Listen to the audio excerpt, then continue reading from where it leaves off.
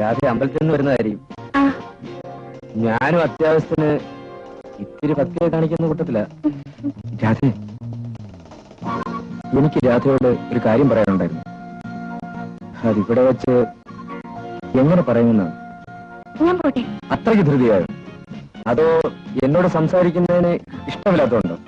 അതല്ല, പിന്നെ ചേട്ടനും ഇവിടെ വരും. അപ്പോൾ ആ പേടിയേ ഉള്ളൂ. ഗുഡ്. ഇപ്പോൾ രാധ പോയിക്കോളൂ. നാളെ ചേട്ടൻ പോയി കഴിഞ്ഞ് വീട്ടിലേക്ക് വരണം. അപ്പോൾ പറയാം.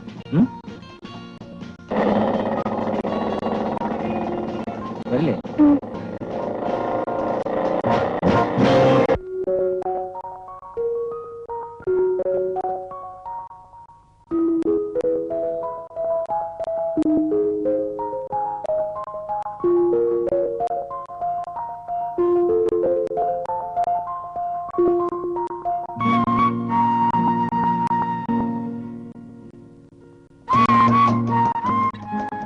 രാധ പറഞ്ഞു പറ്റിച്ചോ എന്ന് ഞാൻ നോക്കുമായിരുന്നു. രാധ പിന്നെ ഒരു പ്രധാന കാര്യം പറയാനാണ് ഞാൻ വരാൻ പറഞ്ഞത്. പറയൂ, എനിക്ക് പോണം. ഇരിക്കുന്നേ, അങ്ങനെ പെട്ടെന്ന് പറഞ്ഞു തീർക്കുള്ള കാര്യമൊന്നുമല്ല. എന്നാ ഞാൻ പിന്നെ വരാം. ഞാൻ പറയാം. രാധയ്ക്ക് സമ്മതമാണെങ്കിൽ ആണെന്ന് പറയണം, അല്ലെങ്കിൽ ഞാനെന്നും പറഞ്ഞില്ലെന്ന് കരുതിയാൽ മതി. രാധയെ കണ്ട നിമിഷം ഞാൻ തീരുമാനിച്ചു വെച്ചാണ്. എന്താ? രാധയെ എന്റെ ജീവിത പങ്കാളിയാക്കണം. എന്താ, രാധയ്ക്ക് സമ്മതമല്ലേ? പറയൂ, സമ്മതമല്ലേ?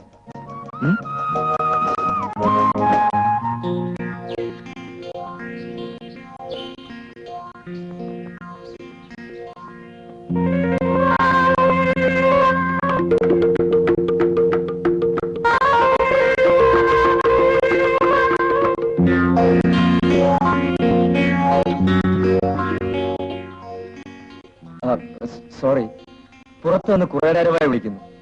ആരെയും കാണാത്തോണ്ടാണ്. ആയണം തരുമോ? ഞാനിപ്പോ വരാം. രാധേ, ഒരുക്കങ്ങളില്ലാതെ കാണുമ്പോഴാണ് പെണ്ണിന്റെ സൗന്ദര്യം ശരിക്കും മനസ്സിലാകുന്നത്. രാധേ, നീ സുന്ദരിയാണ്. രാധയെപ്പോലെ ഒരുവളെ ഭാര്യയാക്കാൻ കഴിയുന്നത് എന്റെ ഭാഗ്യമാണ്.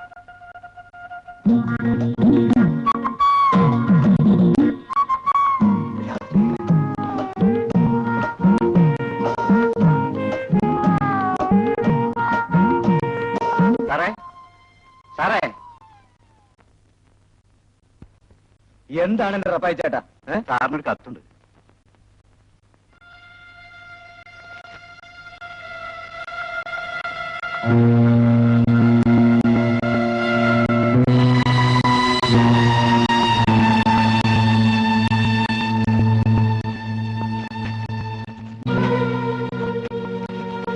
നാശം കത്താക്കാൻ വേണ്ടി സമയം.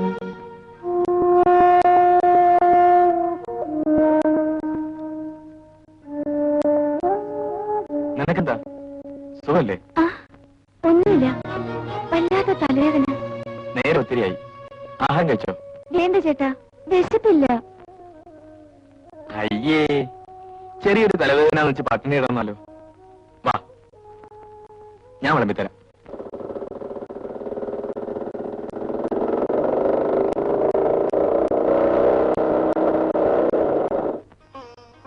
കാപ്പി കുടിച്ചിട്ട് പോയാ മതിയെന്ന് പറഞ്ഞിട്ട്. വേണ്ട, എനിക്ക് അല്പം തിരക്കുണ്ട്.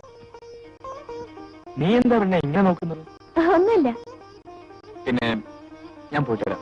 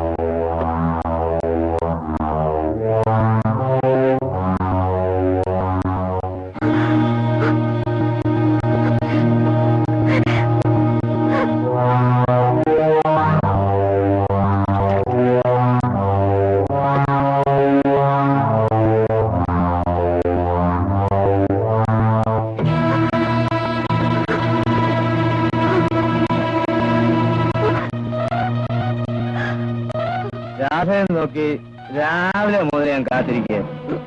നീ എന്താ വരായിരുന്നത്? എന്നോട് അത്രയ്ക്കേ സ്നേഹമുള്ളൂ അല്ലേ? രാധ എന്താ ഒന്നും മിണ്ടാത്തത്? അതറിയാവുന്നതുകൊണ്ടാണല്ലോ ഞാൻ വന്നത്. എന്റെ രാധയോടൊന്ന് തനിച്ച് സംസാരിക്കും.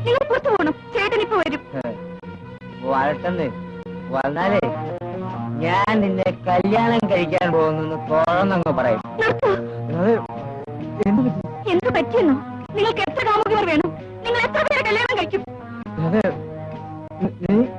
എങ്ങനെ പറഞ്ഞു എന്നല്ലേ? നിങ്ങൾ എന്നെ ചതിക്കായിരുന്നു. പഞ്ചാര വാക്കുകൾ പറഞ്ഞ് പല വീശുകയായിരുന്നു. വേണ്ട, നിങ്ങളെ കാണുന്ന പോലും എനിക്ക് വെറുപ്പാണ്. കടന്നു പോകൂ. രാഘ എന്തോ തെറ്റിദ്ധരിച്ചിരിക്കണം. ശരിയാണ്, നിങ്ങളൊരു മനുഷ്യനാണെന്ന് തെറ്റിദ്ധരിച്ച് ഞാൻ സ്നേഹിച്ചു പോയി. ഇനി നമുക്ക് തമ്മിൽ ഒരു ബന്ധവുമില്ല.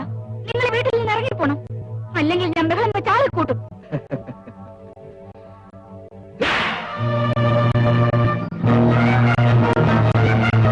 നീ അത്രയ്ക്ക് പതിവ്രതയൊന്നും ആടെ.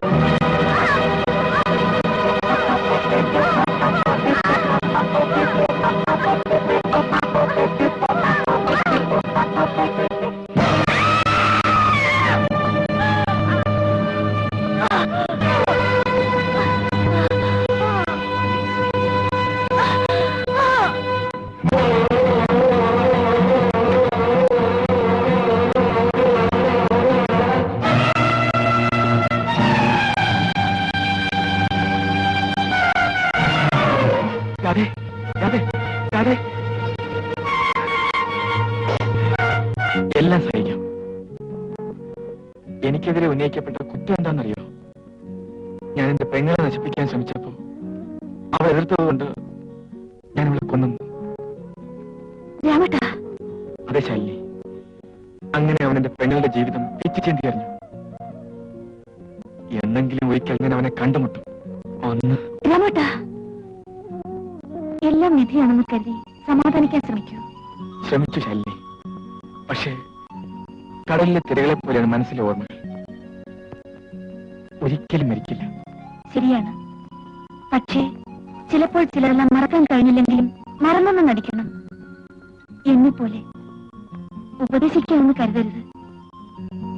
കഴിഞ്ഞത് കഴിഞ്ഞു, ഇനി പ്രതികാരവുമായി നടന്നിട്ട് കാര്യമില്ല.